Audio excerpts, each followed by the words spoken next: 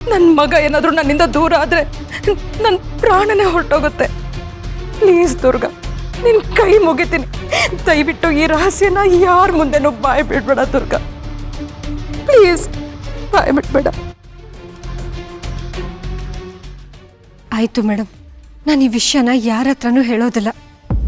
ನೀವು ಪುಟ್ಟ ಮೇಡಮ್ ಒಳ್ಳೇದಕ್ಕೋಸ್ಕರ ಮಾಡಿದ್ದೀರ. ನಾನು ನಿಮ್ಮ ಜೊತೆಲಿರ್ತೀನಿ, ನಾನು ಯಾರಿಗೂ ಹೇಳೋದಿಲ್ಲ. Thank you Durga, thank you.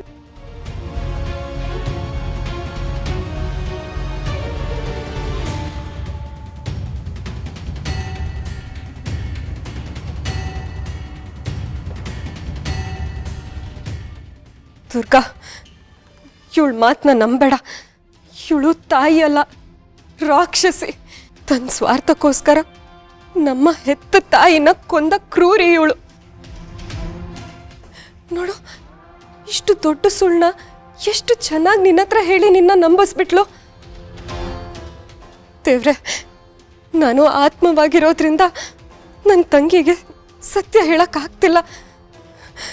ಇವಳು ಮಾಯಾಜಾಲದಿಂದ ನನ್ನ ತಂಗಿನ ನಾನು ಹೇಗೆ ಕಾಪಾಡಲಿ?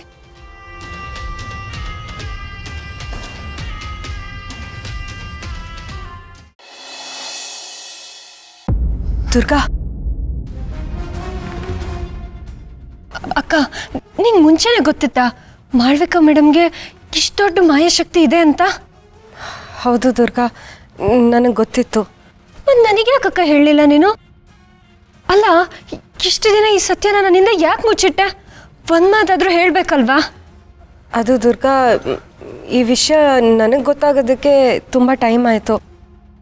ಆಮೇಲೆ ಆ ಮಾಳ್ವಿಕಾ ಅವಳು ನಿಜವಾದ ರೂಪನ ಯಾರ ಮುಂದೆನೂ ಬಿಟ್ಕೊಟ್ಟಿರಲಿಲ್ಲ. ನನಗೆ ಗೊತ್ತಾದ ಮೇಲೂ ಆತುರ ಪ್ರಕೃತಿಯ ನೆಮ್ಮದಿಗೆ ಭಂಗ. ಮನುಷ್ಯ ಪ್ರಪಂಚ ಭಾಗ ನೀನಲ್ಲ. ನಿನ್ನ ಕೆಲಸ ಪ್ರಕೃತಿ ನಿಯಮ ಮೀರಿದ್ದು. ಸತ್ಯ ಹೇಳಿದರೆ ಪರಿಣಾಮ, ಅಡ್ಡ ಪರಿಣಾಮ, ಭೀಕರ ಪರಿಣಾಮ. ಅಕ್ಕ, ನನಗೆ ಗೊತ್ತಾದ ಮೇಲೂ ಈ ಸತ್ಯನ ನಿನ್ನ ಹತ್ರ ಹೇಗೆ ಹೇಳಲಿ ಅಂತ ನನಗೆ ಅರ್ಥ ಆಗಲಿಲ್ಲ ದುರ್ಗಾ. ಯಾರಾದರೂ ಇಂಥ ವಿಷಯನ ಹೇಳಿದ್ರೆ ಅಷ್ಟು ಸುಲಭವಾಗಿ ನಂಬ್ತಾರ? ನಾನೇ ನಿನ್ನ ಹತ್ರ ಬಂದು ನಿನ್ನ ಅತ್ತೆ ಹತ್ರ ಮಂತ್ರಶಕ್ತಿ ಇದೆ ಅಂತ ಹೇಳಿದಿದ್ರೆ ನೀನು ನಂಬ್ತಿದ್ಯಾ? ಹೌದು ಅಕ್ಕ, ನೀನು ಹೇಳ್ತಾ ಇರೋದು ನಿಜಾನೇ.